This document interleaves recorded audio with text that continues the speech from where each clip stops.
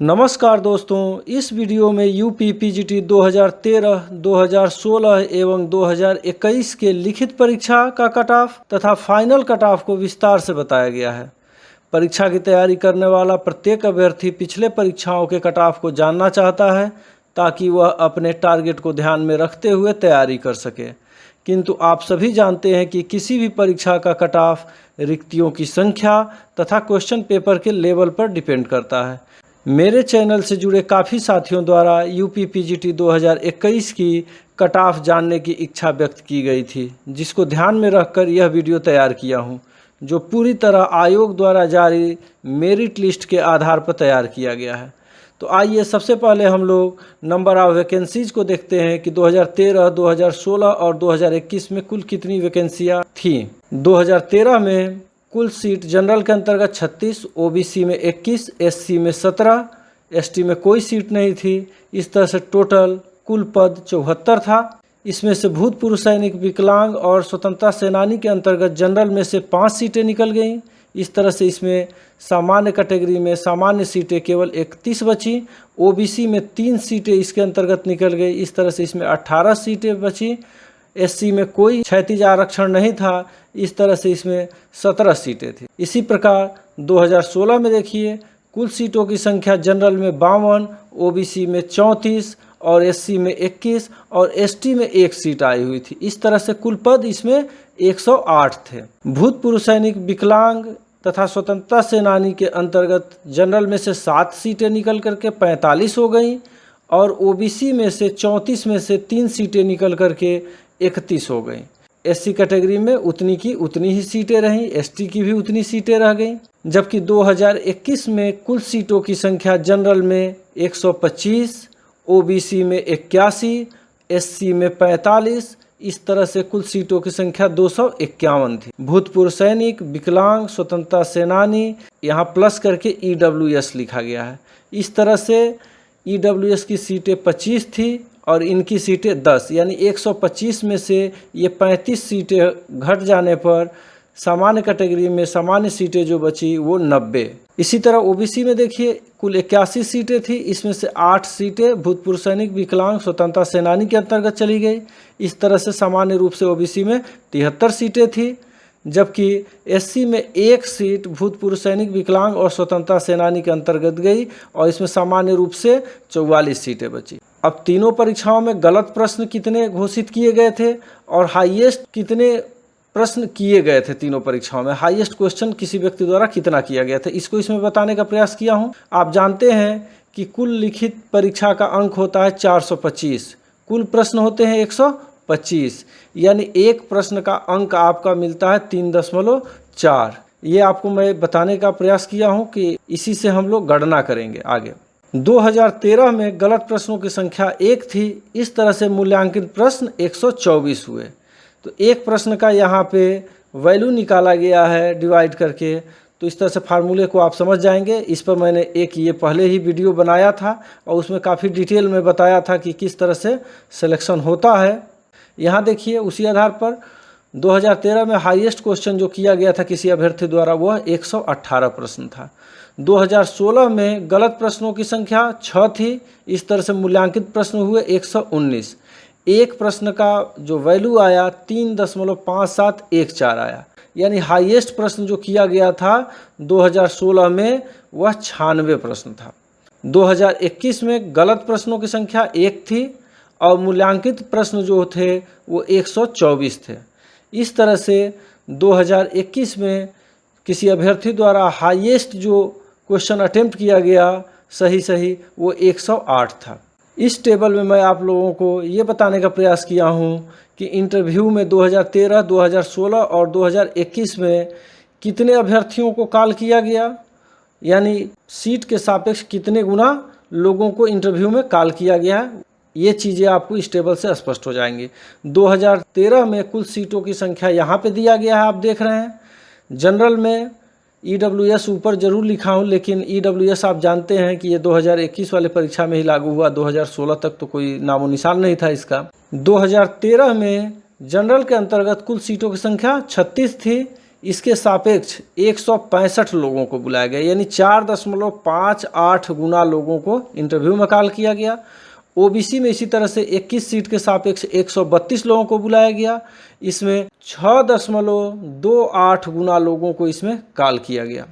SC में 17 सीटों के सापेक्ष 72 लोगों को कॉल किया गया, 4.23 गुना लोगों को इसमें बुलाया गया है। इस तरह से कुल 74 सीटों पर 369 लोगों को इंटरव्यू में कॉल किया गया था। इसी तरह से देखिए 2016 में कुल सीटों की संख्या यहाँ दी गई है। साक्षात्कार में इसमें कितना बुलाया गया है? जनरल में 52 सीटों के सापेक्ष 198 लोगों को 3.81 गुना लोगों को बुलाया गया। इसमें आप देख रहे हैं 2013 के सापेक्ष इसमें कम लोगों को कॉल किया गया है। उसी तरह से ओबीसी में देखेंगे 34 सीटों के सापेक्ष 135 लोगों को कॉल किया गया है इंटरव्यू में, 3.97 गुना। देखिए 2013 के सापेक्ष इसमें कम लोगों को कॉल किया गया। एससी में 21 सीटों के सापेक्ष 66 लोगों को अर्थात 3.14 गुना लोगों को इसमें बुलाया गया। एसटी में 1 सीट पर 3 लोगों को बुलाया गया है। इस तरह से 108 सीटों के सापेक्ष 402 लोगों को इंटरव्यू में कॉल किया गया था। अब 2021 को देख लेते हैं। कुल सीटों की संख्या यहाँ दी गई है।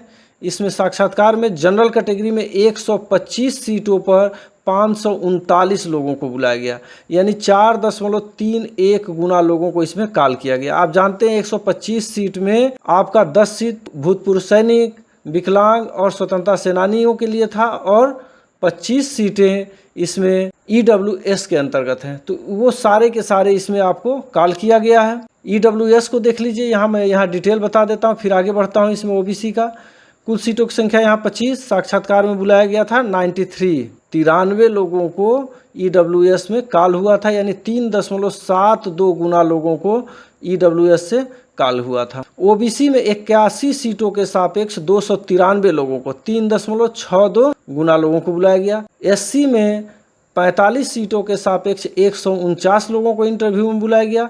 इस तरह से आप देख रहे हैं कि 251 सीटों के सापेक्ष 981 लोगों को इंटरव्यू में कॉल किया गया था। इस टेबल में मैं आप लोगों को इंटरव्यू के लिए कट ऑफ दे रहा हूं। 2013 में जनरल कैटेगरी में 106 प्रश्न वालों को कॉल किया गया था। ईडब्ल्यूएस था नहीं उस समय। ओबीसी में भी 106 क्वेश्चन पे कॉल हुआ था इंटरव्यू में। एससी में 90 क्वेश्चन वाले को इंटरव्यू में कॉल हुआ था। 2016 में 80 क्वेश्चन पर जनरल का कॉल हुआ था।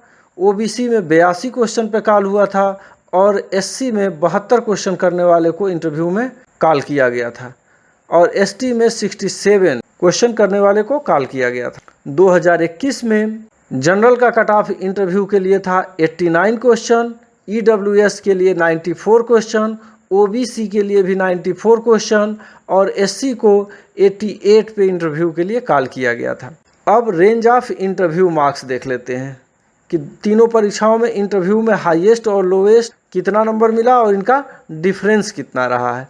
तो पीजीटी 2013 में लोवेस्ट 20 नंबर दिया गया था और हाईएस्ट 45 नंबर दिया गया था।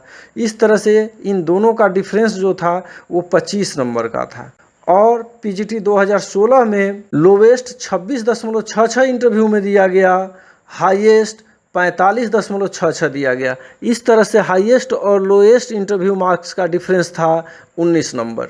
और पीजीटी 2021 में लोवेस्ट 29 नंबर दिया गया है और हाईएस्ट 49, बहुत ज़्यादा नंबर इसमें दिया गया। जो लोग इंटरव्यू में 40, 42, 44 नंबर पाए वो बहुत खुश थे कि बहुत अच्छा नंबर मिल गया, लेकिन आप ये नहीं तुलना कर पाए कि हाईएस्ट इसमें 49 गया है, इसलिए आप 42, 44 भी पा करके काफ़ी पिछड़ चुके हैं। इस तरह से इसमें डिफरेंस जो था वो 20 नंबर का था। इस टेबल में फाइनल कट ऑफ दिया गया है जिसमें कितने क्वेश्चन वाले का फाइनली सिलेक्शन हुआ और टोटल मार्क्स कहाँ पे था कट ऑफ का, ये मैं दिया हूँ। तो 2013 में आप देख रहे हैं जनरल कैटेगरी में नॉर्मल का मतलब है जिसको कोई वेटेज का नंबर बीएड, एमएड या पीएचडी या खेल कूद किसी तरह का कोई वेटेज नहीं है, उसका कट ऑफ था 114 क्वेश्चन वाले का सिलेक्शन हुआ था। जो बीएड किया था वो 111 पर सिलेक्ट हो गया, पीएचडी करने वाले 108 क्वेश्चन पे सिलेक्ट हो गए। बीएड और पीएचडी यानी जिनके पास 15 नंबर का वेटेज था उनका 108 पे सिलेक्शन हुआ। नीचे जाता लेकिन इंटरव्यू का नंबर बहुत वेरी करता है और वो बहुत मायने रखता है, इसीलिए 108 वाला कैंडिडेट इसमें सेलेक्ट हो पाया है। हो सकता है इनका इंटरव्यू में नंबर कम रहा हो।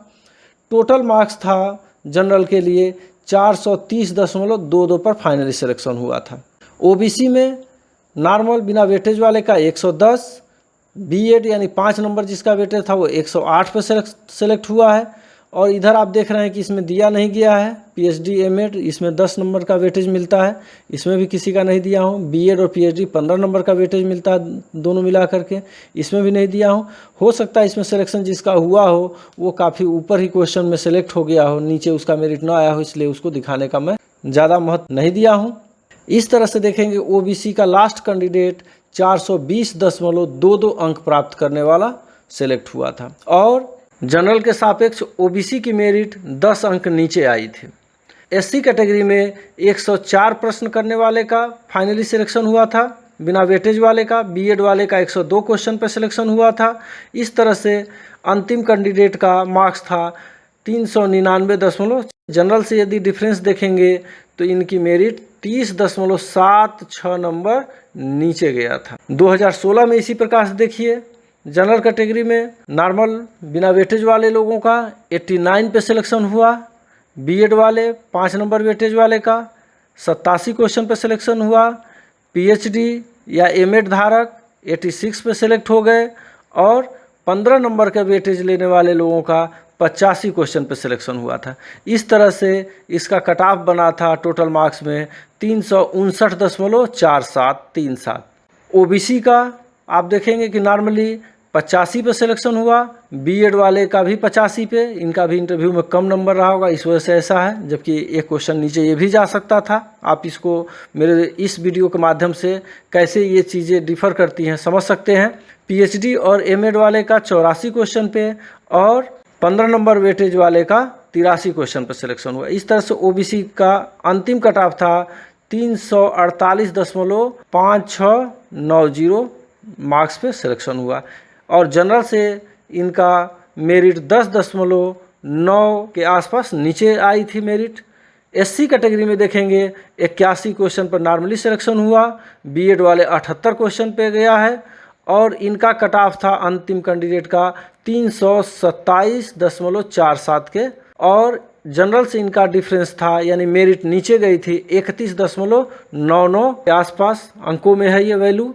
2021 का देख लीजिए, क्योंकि ऊपर वाला तो आप पिछले वीडियो में आप देख लिए होंगे और ये है रिसेंट जिसकी इच्छा है सब लोग जानना चाहते हैं।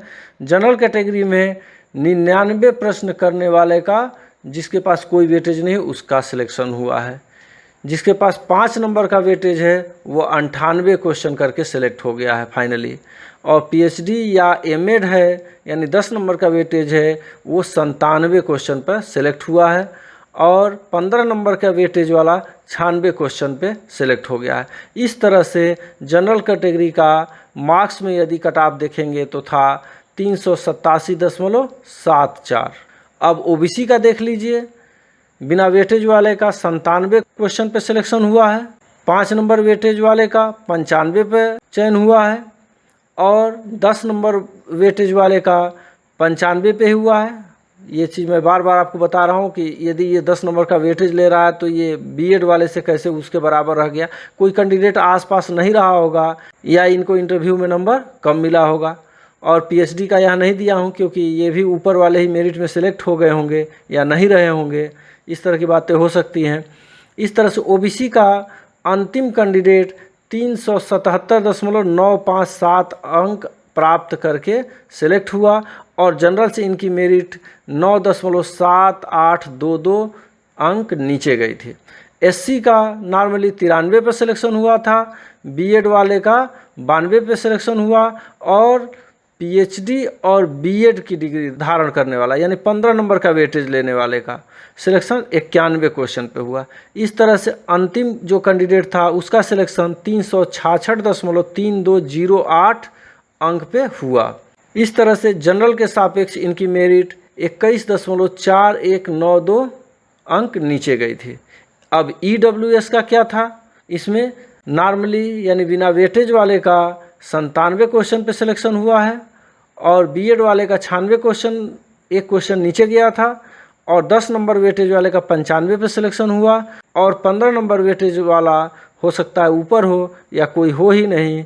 इस तरह से EWS का लास्ट कैंडिडेट 378.8852 अंक प्राप्त करके सिलेक्ट हुआ है। इस तरह से यदि जनरल से इसका डिफरेंस निकालेंगे तो इसकी मेरिट 8.8548 अंक नीचे गई थी। उम्मीद है दोस्तों पिछले तीनों परीक्षाओं के कट ऑफ को आप बेहतर तरीके से इस टेबल के माध्यम से समझ सकते हैं। बहुत बहुत धन्यवाद।